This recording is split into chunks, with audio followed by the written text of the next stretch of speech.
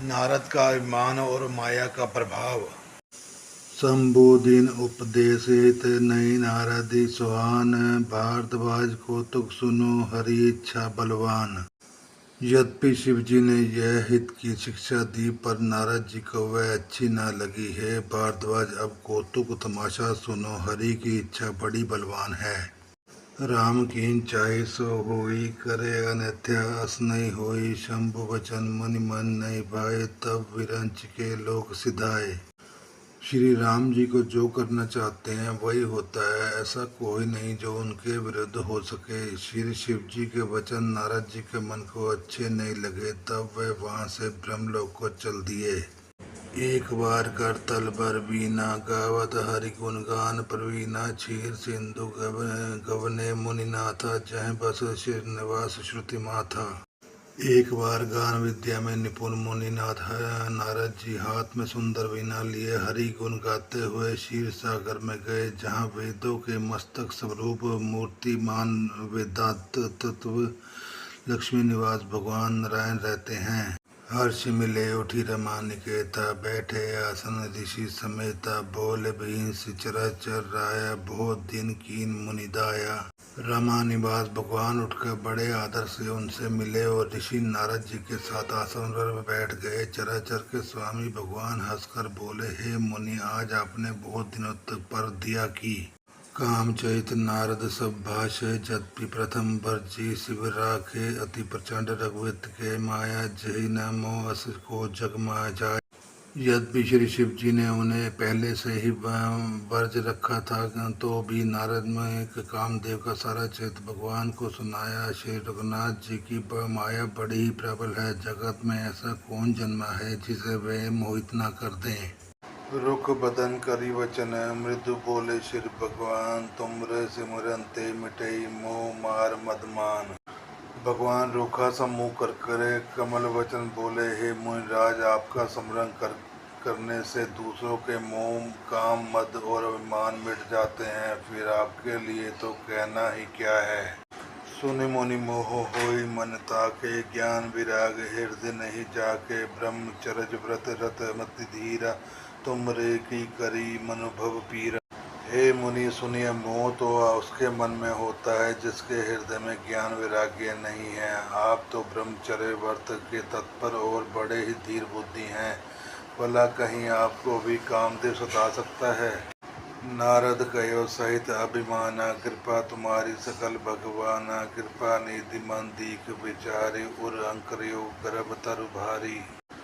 नारद जी ने अभिमान के साथ कहा, भगवान आप, यह सब आपकी कृपा है। करना निदान भगवान के मन में विचार कर देखा कि इनके मन में गर्भ के भारी वृक्ष का अंकुर पैदा हो गया है। बेगिसो में डारियो खारी, पन हमार सेवक हितकारी। मुनि कर हित मम कौतुक होई, अब सी उपाय कर भी मैं सोई। मैं उसे तुरंत ही उखाड़ फेंकूंगा, क्योंकि सेवकों का हित करना हमारा प्रण है। मैं अवश्य ही वह उपाय करूंगा जिससे मुनि का कल्याण और मेरा खेल हो। तब नारद हरि पद सिरुनाई, चले हृदय हिमति अधिकाय। श्रीपति निज माया तब प्रेरी, सुनो कठिन के नीते ही केरी। तब नारद जी भगवान के चरणों में सिर नवाकर चले। उनके हृदय में अभिमान और भी बढ़ गया था। तब लक्ष्मीपति भगवान ने अपनी माया को प्रेरित किया। अब उसकी कठिन करनी सुनो। विरच मगमहु नगर तही, सत जोजन विस्तार। श्रीनिवास पूर्ते अधिक रचना विविध प्रकार। उस हरि माया के रास्ते में 100 जोजन 400 कोस एक का एक नगर रचा। उस नगर में की भांति भांति की रचनाएं लक्ष्मी निवास भगवान विष्णु के नगर वैकुंठ से भी अधिक सुंदर थी। बसई नगर सुंदर न नारी, जन बहु मन सिजरति तनुधारी। तेहि पुर बसई शील निधि राजा, अनगणित है गए सैन्य समाजा। उस नगर में ऐसे सुंदर नारी बसते थे मानो बहुत से कामदेव और उसकी स्त्री रति भी मनुष्य का शरीर धारण किए हुए हो। उस नगर में शीलनिधि नाम का राजा रहता था, जिसके यहाँ असंख्य घोड़े, हाथी और सेना के समूह टुकड़ियाँ थी।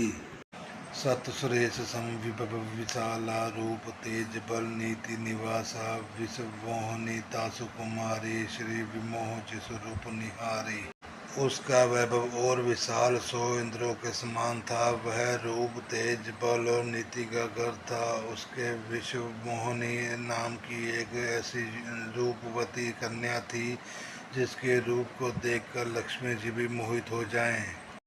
सोई हरि माया सब गुण खानी शोभा तास की जाय बखानी करे सो अंबर सो नृपाला आए तहा अनगृत महिपाला।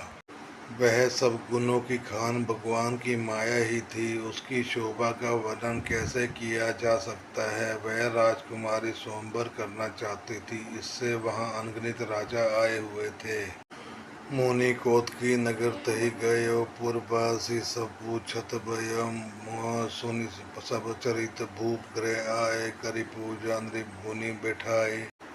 खिलवाड़ी मुनि नारद जी को उस नगर में गए और नगर वासियों से उन्होंने सब हालचाल पूछा। सब समाचार सुनकर वे राजा के महल में आए। राजा ने पूजा करके मुनि को आसन पर बिठाया।